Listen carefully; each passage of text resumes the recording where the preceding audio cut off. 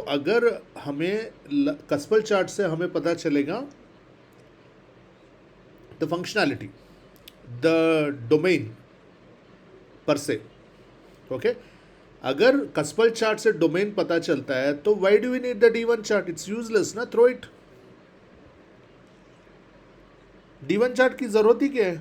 Sir domain पता लगता है, domain means here the functionality, the aspect, the department, कि आपकी लाइफ की कोई कौन सा डिपार्टमेंट में वो प्लैनेट एक्टिवेट कर रहा है, वो हमें पता चलेगा कस्पल चार्ट से, केपी कस्पल चार्ट। अगर वो वैसा सिचुएशन है then why do we even need D1 chart? उसको तो फिर डिस्कार्ड कर दीजिए, directly use only cuspal chart और भाव चलित चार्ट। क्वेश्चन तो यही आता है। हाँ जी, क्वेश्चन तो एग्जैक्टली, यही आता that's what I want to delve. ये पॉइंट पे मैं ज़्यादा एम्फसाइज करना चाहता हूँ कि अभी फॉर एग्जांपल अभी यहाँ पे 3 चार्ट मैंने आपको दिए हैं कंपैरेटिव स्टडी के लिए, ठीक है। एक हो गया आपका लग्न चार्ट या D1 चार्ट, एक हो गया आपका भाव चलित चार्ट जो श्रीपति पद्धति से हम हिंदू पद्धति से पता करते हैं। ये भाव मध्य या the beginning degree of the ascendant से कैलकुलेट होता है भाव chalit chart. There to principles. एक है suppose your ascendant is starting from 20 degrees, so 20 to 20 I take first भाव, दैट मीन्स 20 टू नेक्स्ट राशि 20 हो गया, फिर नेक्स्ट राशि 20 टू नेक्स्ट सब्सिक्वेंट नेक्स्ट राशि 20, आपका थर्ड भावा, सेकेंड भावा, थर्ड भावा, वैसे सब्सिक्वेंटली हम जहाँ स्टार्ट करते हैं। That is one way of doing it. Second way of doing it is bhava madhya. We take 15 degrees of the first bhava to 15 degrees of the second bhava to be of the second rashi to be the first bhava. Suppose Aries ascendant है तो 15 degrees Aries to 15 degrees Taurus becomes your first bhava. 15 degrees Taurus to 15 degrees Gemini becomes your second bhava. Subsequently all the 12 भावास are adjusted. ये श्रीपति पद्धति में use होता है, भाव मध्य या the beginning degree of the ascendant. ये कोई भी स्ट्रैटेजी आप यूज कर सकते हो, ठीक है। कस्पल का KP cuspal chart which I found to be most accurate in my practical study, in my practice, okay. वो लेता है अपना इधर they consider the degrees, cusps they consider, they divide the degrees because it's elliptical orbit. तो हम equal division of भावास तो कर ही नहीं सकते। Rashis is always equal. 360 divided by 12, 30 degrees is each Rashi. There is no dispute on Rashi. अगर Saturn is entering Pisces on say 15th May or 29th May, it will enter Pisces. Saturn is entering the Pisces and Saturn entering the Pisces into water sign, Saturn's tattva will change accordingly. But that particular degree, that 0 degree Pisces आपका 12वें घर में आ रहा है कि 11वें घर में आ रहा है, वो डिपेंड्स ऑन योर चार्ट, ठीक है ना। Don't get confuse, this very important concept. The गोचर में जो हम देखते हैं Saturn entering Pisces which happened somewhere on 29th March I think this year, okay, 29th और 30th March वो होगा। बट वो आपके कौन सा भाव में जा रहा है? आपका 11 पहला भाव में जा रहा है या 12वें भाव में जा रहा है या दूसरे भाव में जा रहा है, दैट आपका केस टू केस पे डिपेंड करता है। बट वो सैटर्न एंटर कर दिया करते ही उसकी इफेक्ट आ जाएगा, उसका इफेक्ट दिखेगा, डेफिनेटली दिखेगा।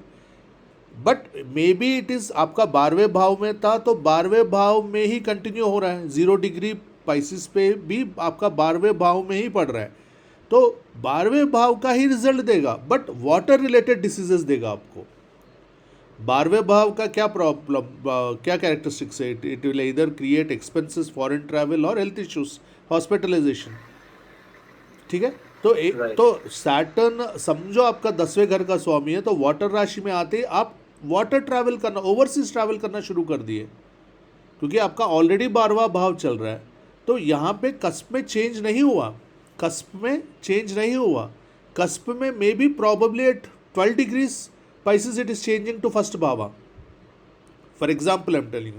सो 0 डिग्रीज पे अभी भी 12वें भाव में ही है, बट सैटर्न वाटर में एंटर करते ही आपका जो ट्रैवल है, स्टेइंग अवे फ्रॉम होम है, थ्रू वाटर हो गया, आपका ओवरसीज ट्रैवल हो रहा है आपका। अभी तक आप बाई लैंड ट्रैवल कर रहे थे शायद, अभी आप ओवरसीज ट्रैवल कर रहे हो।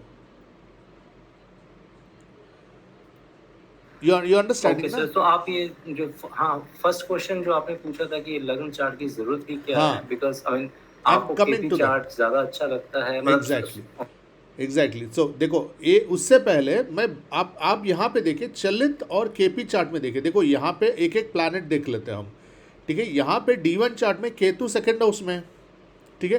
केतु सेकंड हाउस में केतु तक पहुँचा नहीं मैं। केतु जब भी केतु सेकंड हाउस कोई भी घर में बैठता है वो घर की तरफ डिटैचमेंट क्रिएट करता है, ठीक है। तो केतु ये लग्न ये बंदे के हिसाब से केतु सेकंड हाउस में, तो सेकंड हाउस रिलेटेड चीज़ों में इसको डिटैचमेंट है, मतलब मनी फाइनेंस वॉइस उसका वैसे ही होगा। केतु थोड़ा एग्रेसिव क्वारलसम बना देता है, तो ये आर्गुमेंटेड और क्वारलसम बंदा हुआ according to this particular D1 chart. Same thing is confirm by भावचलित chart also. Ketu is in the second house, मतलब ये फैमिली से डिटैच्ड होगा, ये पैसों से डिटैच्ड होगा, एंड ये अपना वॉइस में when he speaks of philosophy, he speaks religion, he speaks in a detached way, but initial stage पे he will be a quarrelsome person, he will fight.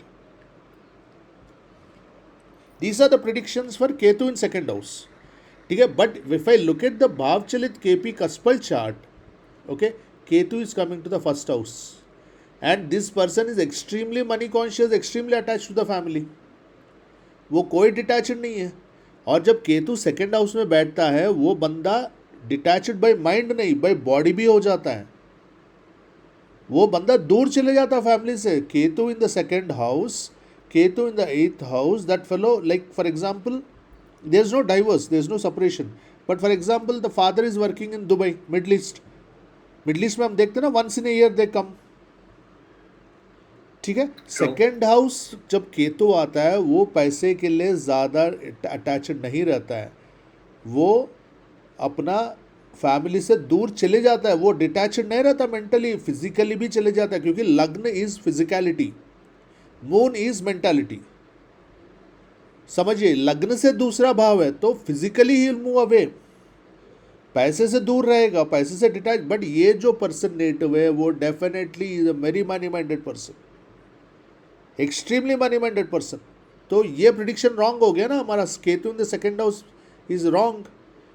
That's how we need to, देखो आपको chart देखना है, client से customer से पूछना है या अपने रिलेटिव से पूछना है कि भैया ये आपका है ऐसा, आपका नेचर है ऐसा, then he will say yes और no. It has to comply with the chart. अगर कॉम्प्लाई नहीं हो रहा है तो that means we need to dig in. This person so this is the way, like like I mean looking at these three charts, you have to first figure out which chart is better depicting the personality or life of that jatak, and then do the prediction according to the right chart. Exactly. नहीं according to right chart नहीं sir, KP भावचलित chart ही correct है। KP भावचलित chart सबसे ज़्यादा accurate है। मैं initial stage of your practice, initial stage of your research, this is the way you do it, that's what I'm telling. KP भावचलित chart is very very accurate. जो senior Vedic astrologers होते हैं वो KP chart use करते हैं, क्योंकि ये भाव का अदला बदली हो जाता है। जो सीनियर रिसर्च वाले होते हैं वो केपी भावचलित यूज़ करते हैं, और एटलीस्ट जो रीजनेबल अमाउंट होते हैं एटलीस्ट भावचलित यूज़ करते हैं। बट मैंने इंडियन एस्ट्रोलॉजर वैदिक एस्ट्रोलॉजर्स एक को भी मैंने भावचलित या केपी चार्ट को यूज़ करते हुए नहीं देखा। When I ask them what is a भावचलित chart, they don't even know it. वो बोलते हैं कि है कुछ टेक्निकल चीज़ें है। Sometimes I don't reveal that I'm a doctorate in astrology and all.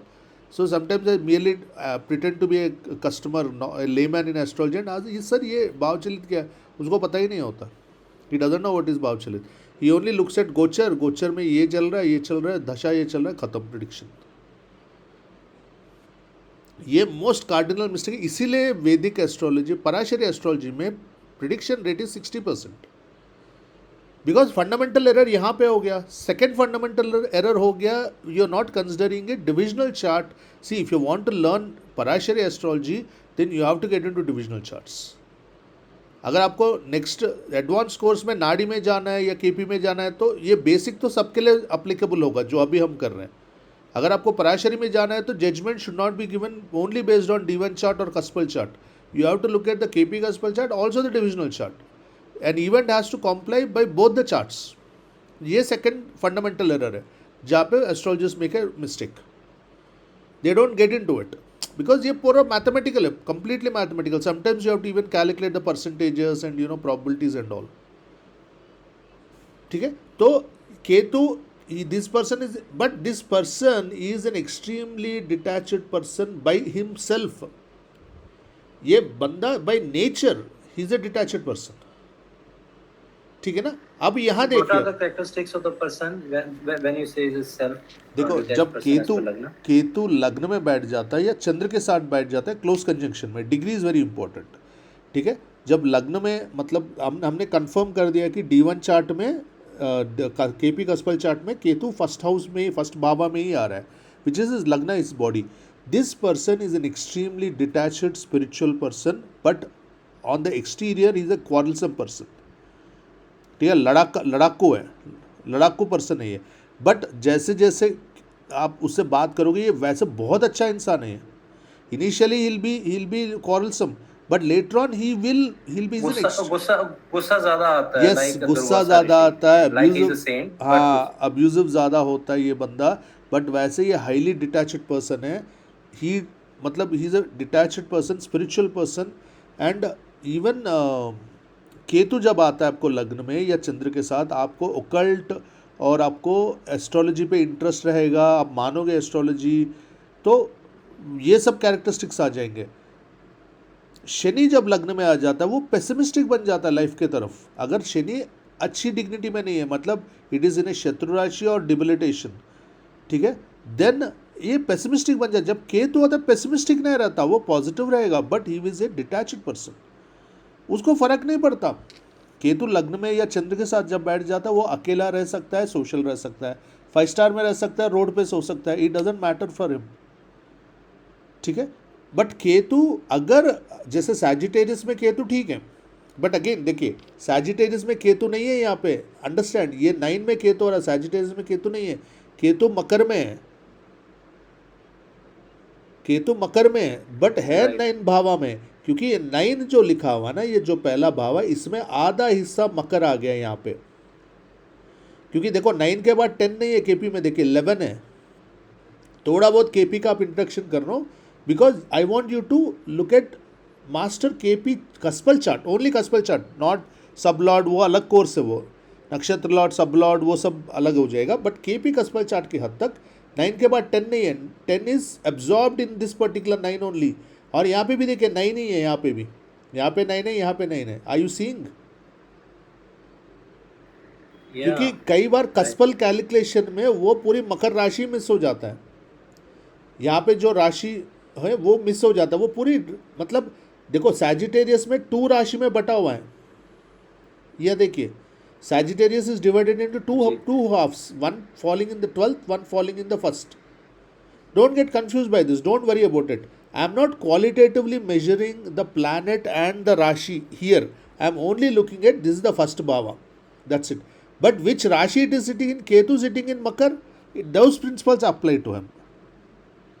मकर में केतु इज ओके, शनि में ठीक है, ओके है, I will say neutral, because Shani भी थोड़ा ये है, Shani is also a spiritual planet, this is also spiritual planet, it's fine.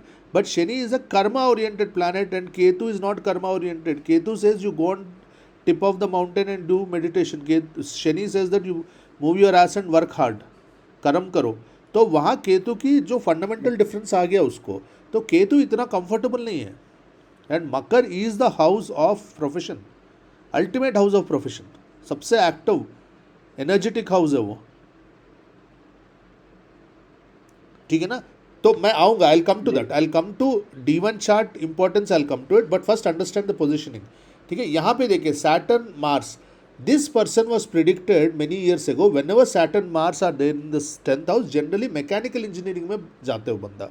तो दिस पर्सन, उनके astrologers predicted him that this person will be into mechanical engineering, because Saturn is the कर्म कारका, ठीक है. तो मार्स भी साथ में बैठ गए, but he is not a mechanical engineer, ठीक है. आप कहीं भी कस्पल चार्ट में देखिए सैटर्न की, देखो एक स्ट्रैटेजी है, सैटर्न की प्लेसमेंट हम देखते हैं प्रोफेशन के लिए. सेकंड 10th लॉर्ड की प्लेसमेंट हम देखते हैं, ठीक है. यहाँ पे 10th लॉर्ड क्या है, मर्क्यूरी है. मर्क्यूरी कहाँ बैठ गया, 8वें घर में बैठ गया, ठीक है. बट कस्पल चार्ट में मर्क्यूरी क्या है, 7वें घर में बैठ गया. This person is into business, आप समझ रहे हो ना. आइडियली आठवें घर हाँ जी मतलब बिल्कुल। इंश्योरेंस हो गया, एस्ट्रोलॉजी हो गया, डेथ हो गया, कॉफिन हो गया, ये सब आठवें घर रिलेटेड, अपना इंश्योरेंस अंडरराइटिंग हो गया, रिसर्च हो गया, ये सब चीज़ों में। बट ही इज इनटू, क्योंकि सैटर्न आठवें घर में आ रहा है, यहाँ से हमें आठवें घर की कैरेक्टरिस्टिक्स मिल रहे हैं, मर्क्यूरी की वजह से नहीं मिल रहे। अब देखो वो हमारे जो प्रीवियस स्टूडेंट हैं वो इस पर आर्ग्यू कर देंगे, समझेंगे नहीं। I you understand whom I'm referring to. I'm yup getting the हाँ जी। eighth house characteristics because Saturn is sitting over here. Saturn represents karma, not because of Mercury sitting over here. But result वही आया ना। A normal Parashari astrologer, वो mercury sitting in the eighth house, तो eighth house related predictions क्या वो सही आए। This is a coincidence, ऐसे कोइंसिडेंसेस होते हैं। बट जो आठवां घर का प्रोफेशन से रिलेट होना is not because of mercury, because Mercury is in reality sitting in the seventh house. Saturn which was in the tenth house is sitting in the eighth house. Saturn के वजह से आ रहा है,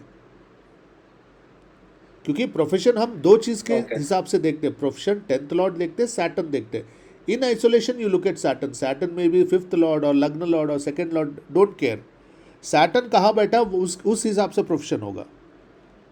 तो Saturn आठवां घर मतलब क्या हो गया, पेट्रोलियम हो गया, डिगिंग हो गया, माइनिंग हो गया, ठीक है, कोल माइंस हो गए, केमिकल्स। हाँ जी, लेदर हो गया, इंश्योरेंस हो गया, ठीक है, तंत्रा हो गया, ठीक है। तो he is having a petrol pump, तो वहाँ सैटर्न आठवें घर में है, तो वहाँ पे एंड यार समझ गए ना आप। बट सैटर्न जी या सर लियो में बिल्कुल। दिखा रहा है, यहाँ पे 5 में दिखा रहा है, ये लियो में नहीं है, सैटर्न है मर्क्यूरी में है। सैटर्न है आपका यहाँ पे, आप राशि देखोगे, ये देखोगे, पोजीशनिंग देखोगे, ये देखोगे, ये लियो नहीं है। ये अगर मैं ये देखूँ तो ये गवर्नमेंट कॉन्ट्रैक्ट्स में होना चाहिए, into mining coal fields and all, but is not into government contracts. आप समझ रहे हो ना। सैटर्न इज D1 चार्ट से राशि देखिए, सैटर्न इज इन कन्या राशि। This is more of business. कन्या मतलब लिटिगेशन, मेडिसिन्स, इंटेलेक्चुअल वर्क, ये सब आ गया कन्या में। अगर लियो में आ जाता सैटर्न, वो गवर्नमेंट रिलेटेड चले जाएगा, वहाँ पे हम कैरेक्टरिस्टिक्स देखेंगे, वो अच्छी पोजीशन है, खराब पोजीशन है। यहाँ पे हम सिर्फ देखेंगे पहला घर, दूसरा घर, तीसरा घर, चौथा घर, पांचवा घर, वो क्या रिप्रेजेंट करता है। चौथा घर आपको मदर का रिप्रेजेंट करता है, ठीक है। अगर चौथा घर में यहाँ सिंह राशि में बैठ गया तो mother is an aggressive person, would be a government employ. वैसे दोनों को मर्ज करके आप प्रिडिक्शन दोगे। तो जो इंजीनियरिंग वाली प्रिडिक्शन ये गलत हो गया इनका, because Saturn Mars are not in the 10th house, Saturn is in the 8th house, Mars तो 9th हाउस में आ गया। एंड इनके जो फादर है वो मांगलिक है, हाईली एग्रेसिव पर्सन है। Mars in the 9th house make the person father very aggressive. तो every beautiful accuracy, beautiful And accuracy then देते he's हैं। taking mental stress as well because of moon in 8th house. Exactly, very good. The person is ये बहुत ज़्यादा tension में आ जाते हैं, घबरा जाते हैं, टेंशन में आ जाते हैं। एंड सैटर्न मून पुनर्पु दोष कंजंक्शन हो गया, बट यहाँ पे बचाव के लिए गुरु साथ में बैठ गया। तो जब भी ये बंदा स्पिरिचुअलिटी में जाएगा, रिलीजन में जाएगा, इसकी जो सैटर्न मून की जो पुनर्पु डिप्रेशन है वो ख़त्म हो जाएगा।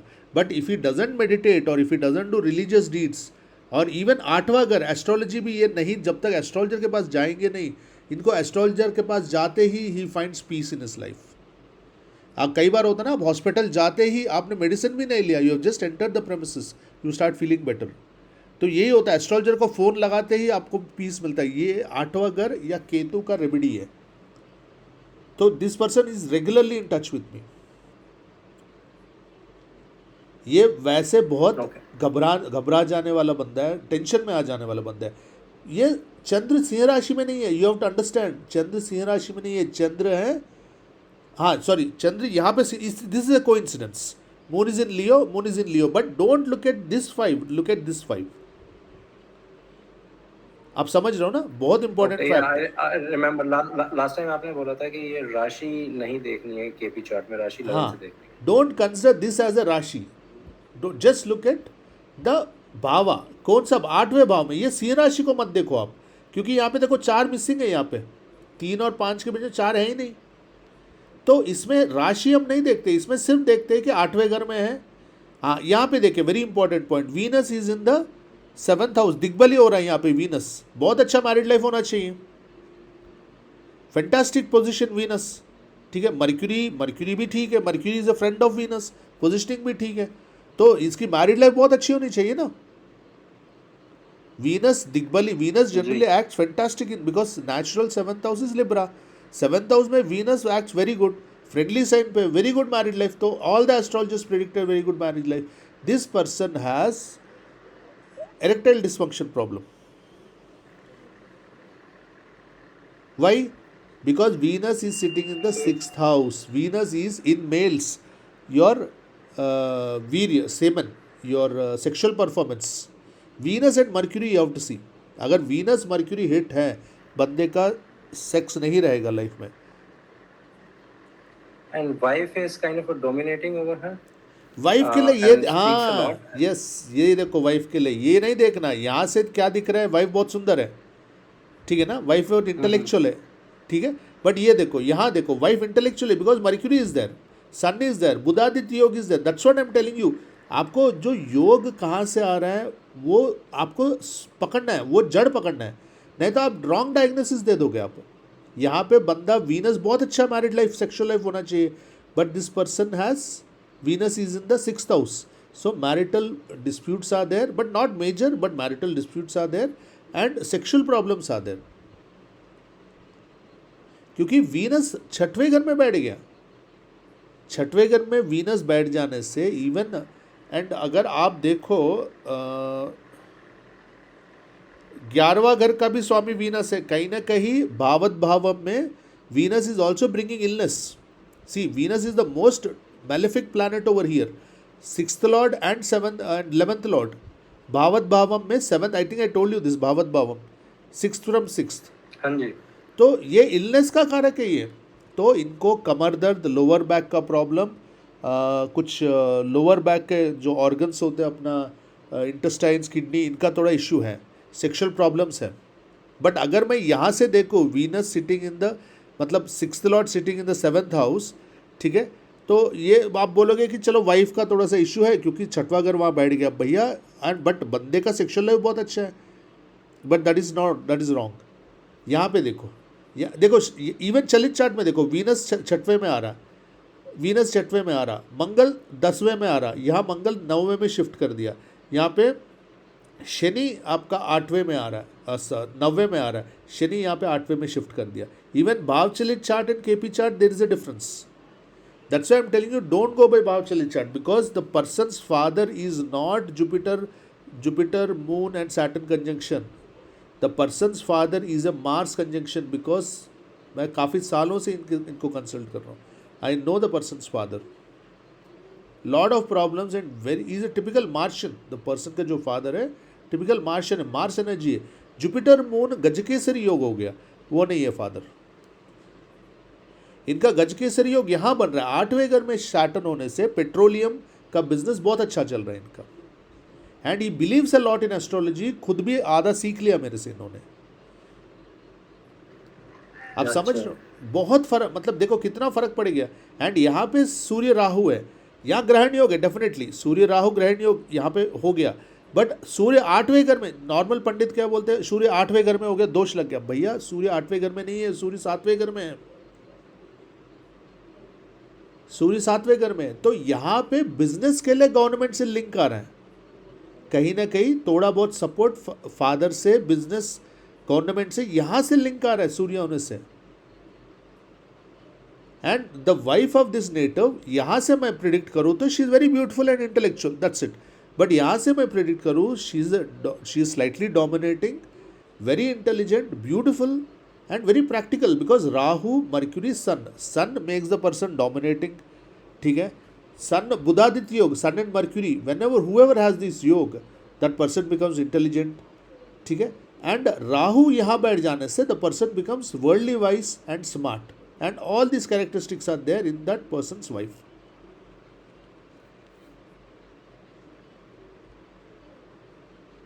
जी सर, ठीक है ना। अब क्या होता ना, जैसे मीन राशि यहाँ पे एंटर कर दिया, at this point mean entered on 29 मार्च और वट एवर अप्रैल के अराउंड मार्च एंड में यहाँ पे एंटर किया। अब आपको ये देखना है, ये जो पॉइंट है 0 डिग्री पाइसेस यहाँ पे आ रहा है, देखो यहाँ 4th हाउस एंटर किया ना, normal person will say 4th house, normal astrologer क्या बोलेगा, चौथे घर में शनि एंटर कर लिया, लैंड इश्यूज होंगे, प्रॉपर्टी प्रॉब्लम्स होंगे, आपको मदर को हेल्थ इश्यूज हो जाएगा। But in reality where is it entering, somewhere in the 3rd house. That means the moment this Saturn entered, last few months this person has been traveling extensively. 3rd house is short travels, communication, travel, writing, sales, ये सब 3rd house में आ जाएगा। फर्क दिख रहा ना। But Saturn in Pisces, वो भी हम अलग रिजल्ट लेंगे। सैटर्न पाइसिस में क्या करता है, वो सैटर्न पाइसिस में देखेंगे हम। सैटर्न पाइसिस में वाटर साइन है तो वहाँ पे वो हो गया, मोक्ष साइन है तो आपका मोक्ष के तरफ ज़्यादा कर्म, आपके दान धर्म ज़्यादा करोगे, तो पाइसिस इज चैरिटी वाला साइन, तो वहाँ पे वो सारे कैरेक्टरिस्टिक्स आएंगे, ठीक है। एंड कस्पल चार्ट में 3रा घर में आ गया, वो सारे कैरेक्टरिस्टिक्स आएंगे, दोनों को मर्ज करके आपको प्रेडिक्शन बोलना है। जी सर, समझ गए ना आप। यहाँ पे don't look at this as Dhanu rashi, this as Kumbh rashi, like that. Just this is the 1st house, this 2nd, 3rd, 4th house, ठीक है। ये 6th हाउस में बैठा हुआ है, यहाँ पे वेरी इनका प्रोमिनेंट अच्छा बिजनेस है, क्योंकि गजकेसरी योग हो गया। राहु आने की वजह से बिजनेस में स्ट्रगल भी है, अप्स एंड डाउन्स भी है, अनप्रिडिक्टेबिलिटी भी है, ठीक है। राहु होने की वजह से इनकी वाइफ और इनका पुराने जन्म का संबंध है। जहाँ पे भी राहु केतु आ जाते हैं उनका पुराने जन्म का कर्म रहता है, ये कार्मिक इश्यू हो गया। तो इनके वाइफ के साथ तो marriage and business are both karmic issues for this person, which is true. But ये प्रिडिक्शंस यहाँ से नहीं आएगा। every business partnership as well will be karmic. Yes, business partnership as well as wife as well as business in itself. इनको ancestral property अच्छा आया इनको। The person inherited lot of property both from father side and mother side. Ancestral, because the 8th house is ancestral property. तो इनको अच्छा खासा ancestral property आया है। बिकॉज गजकेसरी योग इज फॉर्मिंग, 8वें घर में बन रहा है, तो 8वें घर का आपको वृद्धि कर दिया ना उसने। Okay. तो he inherited lot of property, he is into 8th house related profession, he is into research kind of a mindset, ठीक है। His mother is also suffered, the person's mother suffered because of the father. And लग्न का स्वामी, why so sir in this one? देखो चंद्र आपका mother हो गया ना, चंद्र 8वें घर में चले गए, यहाँ पे चंद्र 9वें घर में चले गया, ये भाग्यस्थान में। तो अगर मैं D1 देख के प्रिडिक्ट करूँ तो mother is very lucky, mother has done lot of extensive travel, which is not true. उनकी mother has seen lot of poverty in her life. My question was like she has seen trouble because of father. I mean, how do we say that? नहीं, she has seen trouble because of the she has seen troubles and problems because of the father. That I am telling because of the D12 chart, द्वादशांश। वो यहाँ नहीं दिख रहा, यहाँ थोड़ा बहुत दिख रहा है। यहाँ पे थोड़ा बहुत क्यों दिख रहा है, देखो सन फादर हो गया, ग्रहण योग बन गया, बट फादर मर्क्यूरी के सपोर्ट आके बुधादित्य योग बन गया, ठीक है। बट राहु आके प्रॉब्लम में आ गया, 7वें घर ठीक है फिर, ठीक है। दूसरी बात, मंगल यहाँ पे बैठ गया, Mangal is the lord of, lord किसका लॉर्ड है, Mangal 12th Lord and 5th Lord, तो मंगल यहाँ बैठ गया, ठीक है। और मंगल कौन सा, मिथुन में कन्या में बैठा हुआ है, नॉट सो कंफर्टेबल। तो यहाँ पे 9वां घर में मंगल बैठ गया, तो थोड़ा बहुत नेगेटिव यहाँ दिख रहा है। यहाँ पे सन राहु ग्रहण योग बन गया, बुधादित्य योग से सपोर्ट आ गया, तो यहाँ से फादर का साथ बहुत इश्यूज है, ये यहाँ से नहीं दिख रहा। द्वादशांश में D12 चार्ट में यहाँ पे मंगल आपका नीच का बैठ गया, वहाँ से D12 चार्ट से दिख रहा। इसलिए मैं बोलता हूँ फर्स्ट लेयर में सब कुछ नहीं पता चलेगा, your investigation has to be multi layered. See astrology is an investigation. Okay, first layer में थोड़ा बहुत इश्यू दिख रहा है, बट यहाँ पे सूर्य और बुध साथ मिलके ये तो अच्छा योग भी बना दिया यहाँ पे। तो यहाँ से देखे जाए तो फादर का थोड़ा बहुत स्ट्रगल है, थोड़ा है, बट सातवें घर में तो फादर बिजनेस करे होंगे, that is also true. Father was also businessman, that is also true. ठीक है, यहाँ पे मंगल बैठ गया तो he is a very aggressive person, that's also true. ठीक है, दूसरी तीसरी बात, एक आपको एक स्पेशल टिप दूंगा मैं, राहु को ग्रैंडफादर ले लीजिए। Ketu, Rahu is your paternal grandfather. ये देखो शॉर्ट, ये ट्रिक्स बता रहा हूँ नाड़ी से मैं, this is not Parashari. Rahu is your paternal grandfather, Ketu is your paternal maternal grandfather.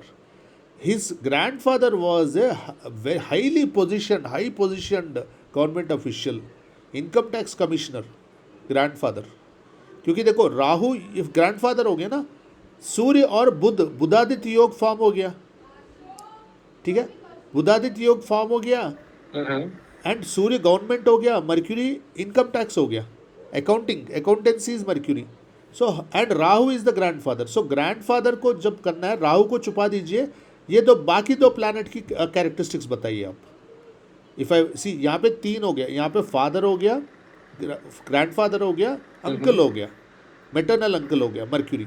ठीक है, तो अगर मुझे ग्रैंडफादर का बताना है, राहु को छुपाइए, ये दोनों की कैरेक्टरिस्टिक्स बताइए। Budhaditya yoga, very brilliant person, high position in government. Budhaditya yoga, very super intelligent, super vocal, बहुत अच्छी कम्युनिकेशन स्किल्स। फादर का बताना है, सूर्य को छुपा दीजिए, मर्क्यूरी राहु, बिजनेस में major problems, Mercury is business, Rahu is problems, major problems and ups and downs in Mercury, very street smart kind of a person father. Grandfather उतने ही एथिकल थे, उतने ही धार्मिक थे, क्योंकि राहु को छुपा दिया तो सन एंड मर्क्यूरी आ रहा मुझे, या सूर्य को आप ऐसे ब्लॉक करिए, ये दोनों कैरेक्टरिस्टिक्स फादर में आ गए, विच आर ऑल करेक्ट। ठीक है, अगर मैं मर्क्यूरी को छुपा देता हूँ, his maternal uncle, most of them are in government services, and Rahu मतलब seen problems in life, but most of them are situated in position in government. और सर ऐसा भी है क्या कि after 7th house was activated like after marriage, तो Yes. उनके father का घर में होल्ड कम हो गया, लाइक सन एंड राहु देखो ने eclipse शादी के बाद ये बंदे का 7वां घर एक्टिवेट हुआ, ये वाला घर एक्टिवेट हुआ, तो ये तीनों प्लैनेट एक्टिवेट हो गए। तो शादी के बाद उनका बिजनेस में वृद्धि हो गया। ठीक है, गवर्नमेंट के साथ पकड़ जम गया, फादर के साथ रिलेशनशिप अच्छा हो गया। ठीक है, और राहु तो थोड़ा प्रॉब्लम भी स्टार्ट हो गया, मैरिटल इश्यू स्टार्ट हो गया, राहु भी एक्टिवेट हो गया ना। करेक्ट। तो पर बुधादित्य मैं अगर फादर के पॉइंट ऑफ व्यू से पूछूं तो शादी के बाद से इनके फादर का होल्ड घर में कम हुआ होगा, इज इट राइट और रॉन्ग? मर्क्यूरी भी है ना, राहु भी है, राहु से नेगेटिव आ गया, मर्क्यूरी से पॉजिटिव आ गया, तो दोनों हुए, दोनों ही हुए, बट सही डायरेक्शन में जा रहे हो आप। ठीक है, अगर मुझे मदर की कैरेक्टरिस्टिक्स देखना है, मून को छुपा दीजिए, जुपिटर और सैटर्न का देखिए। Mother was a very hard working person, घर में भी ऑफिस में भी वेरी धार्मिक पर्सन। 8वें घर में होने की वजह से बहुत ज़्यादा स्ट्रेस ले लिया, बहुत ज़्यादा स्ट्रेस, बहुत ज़्यादा स्ट्रगल किया, बट बहुत ही अच्छी लेडी है, बहुत ही धार्मिक लेडी है, और वर्क ओरिएंटेड पर्सन है, सर्विस ओरिएंटेड। ये सारी चीज आपको पता चले। पाठ कर्म, ये धार्मिक कार्यकलाप में भी बिजी रहती है। 8वें घर में पूजा पाठ नहीं होगा सर, 8वें घर में तंत्र होगा, 8वें घर में कुंडलिनी योगा होगा, 8वें घर में पूजा पाठ, 9वें घर में पूजा पाठ होगा, पंचम में पूजा पाठ होगा। पर सर जो जुपिटर से रिलेटेड कर्म नहीं करेंगे क्या? यस जुपिटर से आ गया तो हाँ, बट जुपिटर 8वें घर में है ना, तो जुपिटर की जो कैरेक्टरिस्टिक्स कम हो गए।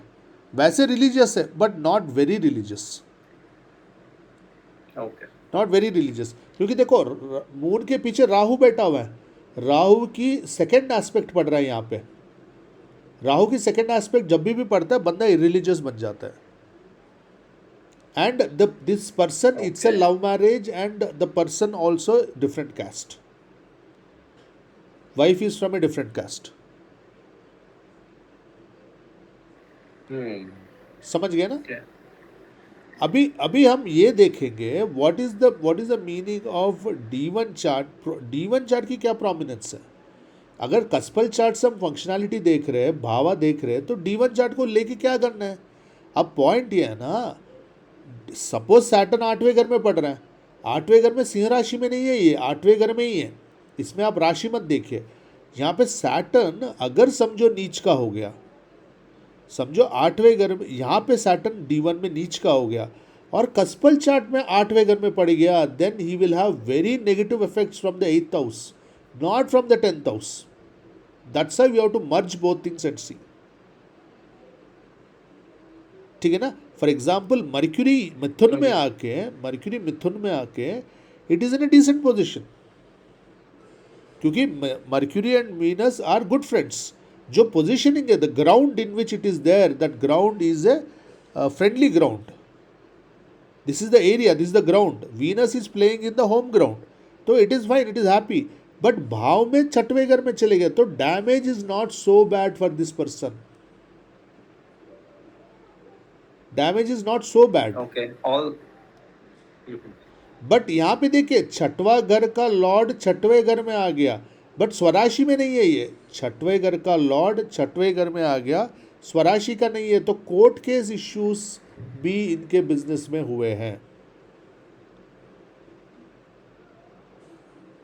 या बट वो इतने चैलेंजिंग नहीं होंगे, मतलब yes, it is not so bad because Venus is playing in the home ground. यहाँ पे उसकी मैलिफिकनेस या बेनिफिकनेस आप यहाँ से जज करना है हमें. ये मैलिफिकनेस किस एरिया में आएंगे कि यहाँ से जज करना है. For example Saturn is sitting in Kanya, Saturn and Mercury are fine, good relationship.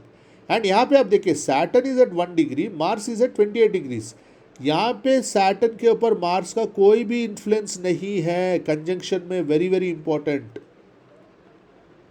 Saturn Mars conjunction is a very problematic nuisance conjunction, but यहाँ पे प्रॉब्लम है ही नहीं, क्योंकि Saturn is at 1 degree, Mars is at 28 degrees. Gravity of the planet exist only at 5 degree ऑर्ब.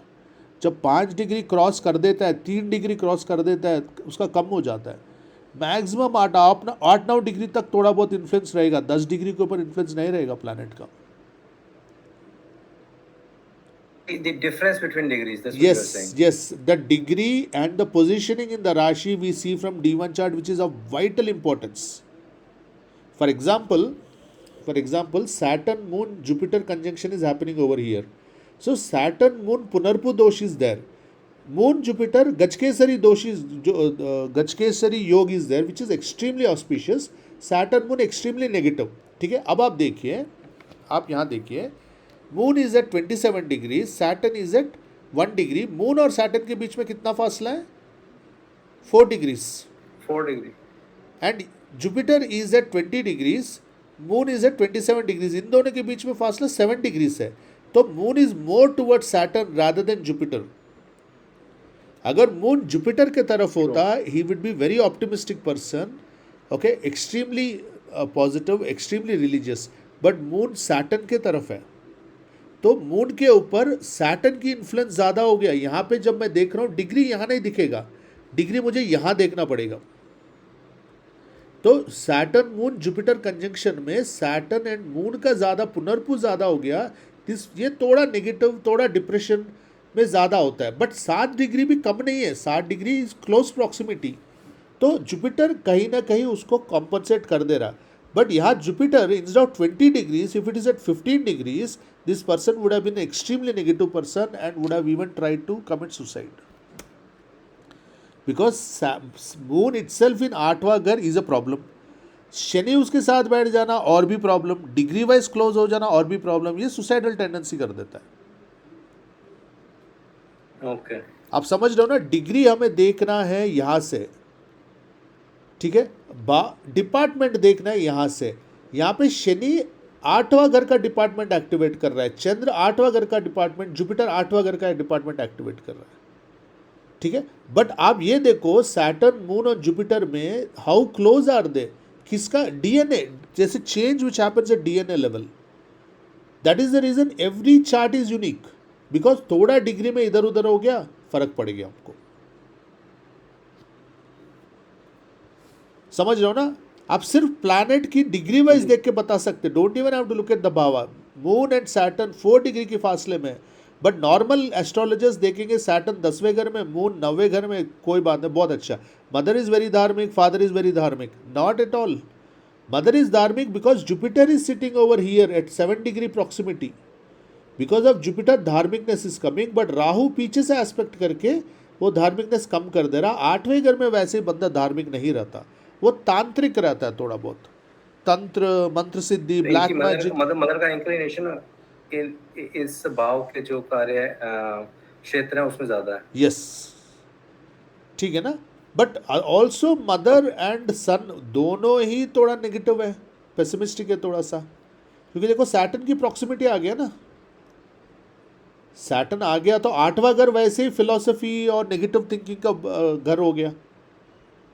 तो दोनों ने ही बहुत अप्स एंड डाउन्स देखा है। The sun is the Jupiter, moon is the mother, दोनों ने ही आठवें घर में देखा है। बट अगर आप यहाँ देखोगे सन आठवां घर देख रहा है, बट सन ऐसा नहीं है, सन सातवें घर में है यहाँ पे। But again judgement should not be given only based on these two charts. Third chart, minimum third chart आपको D12 चार्ट देखना पड़ेगा। Third chart specifically for the parents domain of the question. Yes, parents and ancestral property D12 देख लो आप। Okay. क्योंकि देखो समझ गए ना, तो सैटर्न यहाँ होने के वजह से एंसेस्ट्रल प्रॉपर्टी में भी इश्यूज आए हुए हैं, ठीक है, समझ गए ना। एंड जुपिटर जब भी लग्न का लॉर्ड या चंद्र जब भी सातवां और आठवां घर में रहता है, इनको सेक्सुअल ओरिएंटेशन कुछ ज़्यादा ही हो जाता है, इनके माइंड में सेक्स बहुत प्रोमिनेंट हो जाता है इनके लिए। लग्न लॉर्ड एंड मून जब सातवें आठवें में जाता है, ये थोड़े सेक्स ऑब्सेस्ड हो जाता है।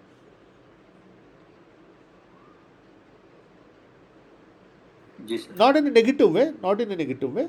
और राहु यहाँ बैठ के लग्न को देख रहा है। आप देखो यहाँ राहु बैठ के 12वें घर देख रहा है पंचम से, बट यहाँ राहु बैठ के लग्न को देख रहा है।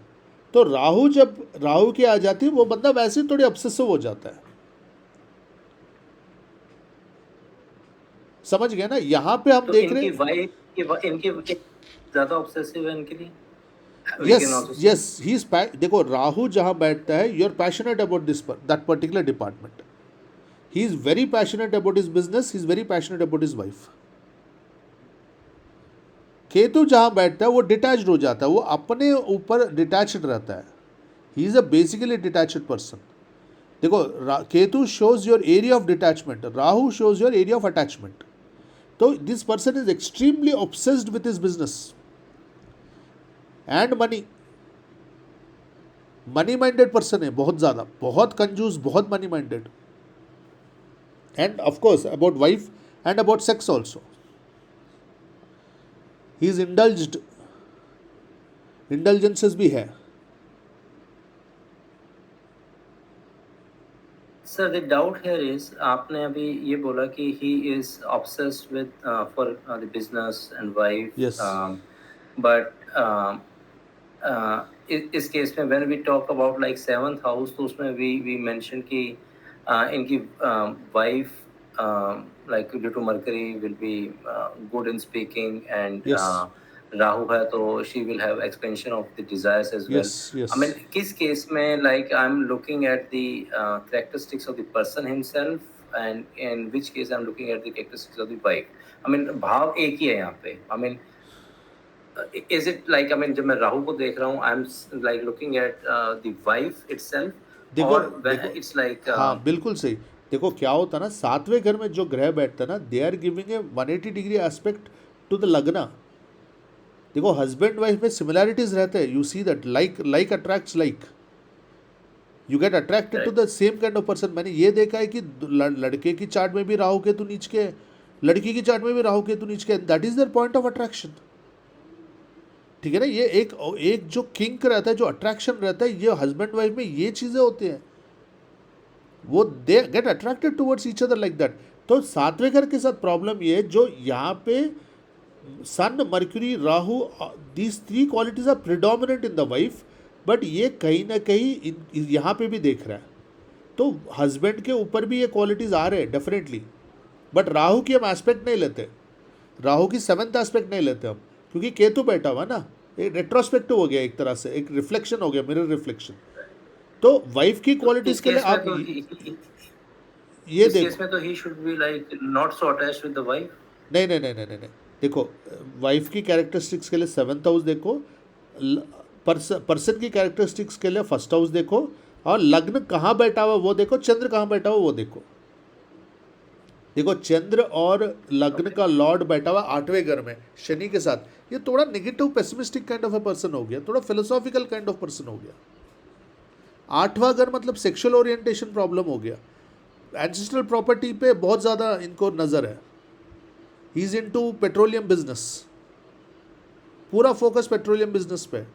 एस्ट्रोलॉजी पे बहुत है, तंत्र पे बहुत है, तंत्र मंत्र भी करवाए इन्होंने, अपने दूसरे लोगों से तंत्र मंत्र करवाना, ये सब करवाते हैं ना, वो भी करवाया इन्होंने बिजनेस बढ़ाने के लिए वो सब। तो इनका जो बंदे का नेचर है वो ये है, जुपिटर सैटर्न मून, इससे ये बोलो, ठीक है। वाइफ की नेचर इससे ये बोलो। मेरा एक ही क्वेश्चन है, इस चार्ट को अगर मैं देखूं तो what should I say कि he is more obsessed with his wife or wife is more obsessed for him, इसमें इन दोनों से कौन सी स्टेटमेंट ज़्यादा ट्रू है in this case? ये लड़का the person is obsessed with his wife and wife is less attached because सातवां घर, वाइफ का सातवां घर ये हो गया ना। Okay, now it makes sense. Okay, सातवां घर ये, या केतु बैठा हुआ ना, केतु तो डिटैचमेंट है, तो वो इतना नहीं। बट इससे सिर्फ इससे नहीं बोलना है हमें, हमें नवांश भी देखना है, शुक्र की पोजीशनिंग भी देखना है। देखो शुक्र यहाँ बैठ गया 6वें घर में, तो वाइफ इज लिटिल क्वारलसम, ठीक है। Who is the 7th Lord? Mercury. Mercury is sitting in hits own house, तो यहाँ पे स्वराशि नहीं है, स्वराशि नहीं है, मर्क्यूरी है कर्क राशि। यहाँ देखिए, सॉरी कर्क राशि, मर्क्यूरी कर्क राशि नहीं मानते हैं। ओके, हाँ मर्क्यूरी कर्क राशि में है, which is not comfortable. Moon and Mercury are enemies. तो यहाँ पे मर्क्यूरी 7वें घर में बैठ के अपना फंक्शनैलिटी को बढ़ा रहा है, वहाँ पे पॉजिटिव इफेक्ट आ रहा है। बट कर्क राशि में बैठ के थोड़ा नेगेटिव हो गया। बट सूर्य जब बैठा है तो ईगो क्लैश आ गया। जब भी सूर्य 7वें घर में बैठता है, कहीं पे बैठो, 5वें घर में बैठा तो पहले संतान के साथ ईगो क्लैश, 7वें घर में बैठा वाइफ के साथ ईगो क्लैश, दूसरे संतान के साथ ईगो क्लैश। सूर्य ईगो क्लैश क्रिएट करता है, ये साइड इफेक्ट है सूर्य का। बट सूर्य मर्क्यूरी कंजंक्शन हो गया तो मैरिज अच्छी है, ओवरऑल निभरी है, ठीक है। बट शुक्र यहाँ पे आ गया तो थोड़ा क्वारल्स भी है, बिकॉज शुक्र in isolation. I C, I don't, ये भी कह सकते हैं कि इनकी वाइफ में कन्विंसिंग पावर है बिकॉज़ ऑफ दिस बुधादित्य योग। यस बुधादित्य योग होने की वजह से the lady is beautiful and very convincing, very communicative and street smart also, ठीक है, स्ट्रीट स्मार्ट ऑल्सो। वीनस 6वें घर में बैठने की वजह से लड़की वाइफ को रेगुलर हेल्थ इश्यूज हैं, because 6th house is health issues. And Venus बंदे के लिए, मतलब देखो मैं 2-3 डायमेंशंस में एनालाइज कर रहा हूँ। वीनस बंदे का, मुझे तो लगा कि वीनस अगर 6th हाउस में है तो इससे वाइफ की वजह से इनको हेल्थ इश्यूज या दोनों लाइक वो you're right। देखो Venus in the 6, 8, 12 houses, wife को भी प्रॉब्लम होगा, वाइफ के वजह से भी प्रॉब्लम होगा, डिपेंड्स ऑन द ग्रह दशा। बट दोनों ही रहेंगे, वाइफ के वजह से भी इश्यूज रहेंगे और वाइफ को भी हेल्थ इश्यूज रहेंगे। 8वें घर में तो वाइफ स्ट्रेस बहुत ले लेगी, 12वें घर में तो फिर वाइफ दूर से आएगी, दूर ट्रैवल करेगी, हॉस्पिटल विजिट्स बहुत करेगी, खर्चा बहुत कर देगी पति के लिए।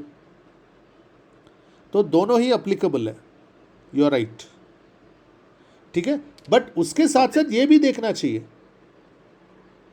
और नवांश भी देखना चाहिए। तो ये थोड़ा मल्टी डायमेंशनल हो गया ना, तो देन यू गिव स्ट्रेंथ कि भैया यहाँ पे बुधादित्य योग हो गया। राहु का 7वें घर में होना एक तरह से अच्छा है, ये बंदे के साथ लड़ाई झगड़ा करवा देता है, but you are sex obsessed as a person. तो सेक्स ऑब्सेशन, बट अगर परवर्टेड हो गया तो फिर then you get into prostitution and extra marital.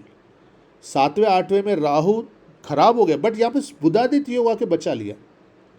अगर समझो राहु 7वें घर में नीच का हो गया तो ये बंदा बहुत ही सेक्स ऑब्सेस्ड हो जाएगा। This person will go to prostitutes and get STD, sexually transmitted diseases. कहीं ना कहीं पॉजिटिव योग होना चाहिए, पॉजिटिव एस्पेक्ट होना चाहिए, फिर वो ठीक बैलेंस हो जाता है। फिर 8वें घर में भी सेम चीज़। तो राहु कहीं ना कहीं 7वें घर में होना पॉजिटिव करता है। क्योंकि बंदा इंटरेस्ट दिखाता है सेक्स में. अगर केतु बैठ गया, इनिशियली इंटरेस्ट दिखाएगा, बाद में he will not show interest, he will be totally detached.